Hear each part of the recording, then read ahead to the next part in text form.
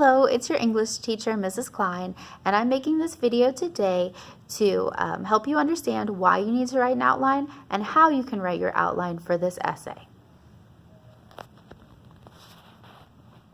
Now, you may be asking yourself, is she really just going to film her computer? The answer is yes, because I don't have any budget for these videos, but I'm trying to help you guys out because I know you are writing at different paces and some of you guys are ready to go before I teach this lesson in class. So I wanted to have this resource available for you. So that being said, not everyone likes writing outlines. They often feel like, do I have to do this? And they feel like this kind of grumpy tortoise whose image came up when I searched for a grumpy teenager.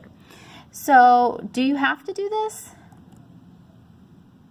Yes, you do, okay? And if you feel like this really grumpy guy, when you hear me say, yes, you have to do an outline, then please pay attention because hopefully I'll convince you why this is important. All right, so I'm going to use an analogy of house and of construction to convince you that outlines are a significant part of the writing process. All right, so houses are not born looking like this. They don't come to life made of bricks and with nice painted shutters and a wonderful porch and cute landscaping. This is not how a house begins. Before you can have a completed house, you must have a frame, and that takes a lot of construction, it takes a lot of hard work, but the frame is what holds the house together. It is, in a sense, the outline of the house. See how you can already see the shape taking place, all of the important measurements are there, all of the important pieces are laid out, the room sizes are already decided, the door frames are placed, it's clear where the windows will be. It basically is the entire house, but in an incomplete form. And because that frame was put together so carefully and with such great skill, then you have a really nice house and it looks great and people don't even ever think of all the ugly stuff that's underneath it, all right? So your outline is like the frame of your house. If you spend a lot of time on your outline and you make sure that everything is mapped out perfectly, then your essay will look as wonderful as this house, okay? But if you take shortcuts and make an outline that is not very detailed, then you will not get a house like this. You will get something that is falling down and messy and you will have to rewrite. All right, so now I probably convinced you to feel like, all right, Ms. Klein, I will write an outline. Geez, okay? So you need to go to classroom.google.com and your outline assignment is listed under step 3, outline. So now I'm going to show you what the outline format looks like, but I'm not going to go to Classroom to do so because my classroom looks a little bit different than yours. So I'm just going to open the document itself. All right, so this is a copy of the informational essay outline template. This is the detailed version. If you feel confident as a writer, you want to start here. If you're a little less sure as a writer, you want to go to the simplified version where instead of writing a thesis, it lets you just write down some main points. All right, so the purpose of this outline is to help you map out your paper, but really to make sure that you're using the research that you did to organize your paper. So when you do this outline, you want to have your research right next to you. If you turned it in through Classroom, you want to have it open in another window. If you have the hard copies, you want to locate them before you get started. So before you start writing anything, you want to remember your purpose.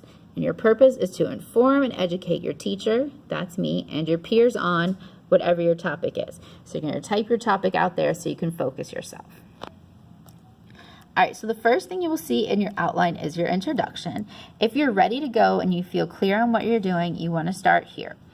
Okay, each section is highlighted in yellow, and I tell you about kind of what the purpose is so that you can focus. So your essay is going to start with a hook. This is how you grab your reader's attention. If you're like, I remember learning about a hook, but I'm not quite sure what it is, then you can click on this link and voila, a PDF will open telling you about how to write a hook. Okay, so that happens a couple times in here, which is why I want you to do this on Google Classroom and not on a hard copy. All right. Now, if you're really struggling with a hook, you don't need to start here. Just because it's the first sentence, it does not have to be the first thing you write. So if this is making you feel sweaty and uncomfortable, skip it. And you can start with the context. This is where you will introduce and define your topic, okay? This is where you want to make it clear what your essay is about, and you're going to define it so your readers know what it is. For example, if your paper is on racial profiling, you will make sure that you define what exactly that is so people are not confused as they read your paper. Next, you will work on your thesis statement. Now, if you are uncomfortable with writing a thesis at this point, we will have a lesson on this later in class, okay? So if you're not sure what to put here, you want to just brainstorm some of the main ideas that are going to be in your paper. So if you don't feel comfortable with your introduction at all, you can go ahead and start your outline at the body paragraphs, all right? So you will get started. Think about what the topic of your first paper is the topic of your first paragraph is going to be. So if we're using the example of racial profiling, maybe you are going to start with a history of racial profiling and give some examples from, maybe the civil rights era. Or if you're talking about a few specific cases, pick the case you want to discuss first. So you'll put that in the topic box. Then, I have to scroll down over here.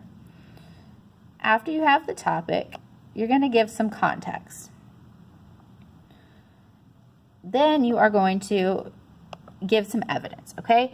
So this evidence can either be your summarization that you can copy directly from your research, or if you want to use a quote, you can. For an essay like this, I do suggest just summarizing unless your quote is really significant and you can't summarize it. But this is why you did that hard work on your research notes, so you can take the summary right here. All right, then the commentary, the section in blue, this is where you are going to explain the significance of it, okay? So you're going to explain why this summary is related to your topic and why it is significant, and you're going to do that in 2 to 3 sentences. So a rule of thumb is that this blue part should be twice as long as this green part. So if your green part, for example, is you summarizing the Tamir Rice case, then this is going to be twice as long, you explaining why that was significant and why it was an example of racial profiling. Moving on to the next section. So we're going to stick on the same topic. So if this whole section is about Tamir Rice, okay, then you're going to give some more details from the case and you're going to give more analysis, all right? You're not going to put 2 different topics in here. Like, you're not going to have Tamir Rice and Michael Brown in the same paragraph, all right? You're going to save Michael Brown for the next paragraph. And then with your body paragraph, you're going to end with a clincher. You're going to end with a statement that concludes your topic and ties it to your thesis statement. And right here is a link showing you how to write a good clincher. So I want you to have at least 3 body paragraphs, okay? And once you're done with your 3 body paragraphs, you may find that now you feel confident and you can go back up and do your intro and do your thesis because your mind has been on the topic and now you feel confident, all right? The last thing in your outline is a conclusion. Obviously, I want you to do that last, but you also don't necessarily have to include the conclusion in your outline because that is the hardest piece. That's what students struggle with the most, and you will have a whole lesson on that next week in class. All right, so I hope this video answered some of your questions about the outline. Please go ahead and get started on it before class if you feel comfortable. If you really do not feel comfortable, you can send me an email or just make sure that you have your questions ready when you are in class so that we can work on it together. I'm really excited to read all of your research papers, and I hope that this makes you feel more comfortable with the writing process. Have a great afternoon.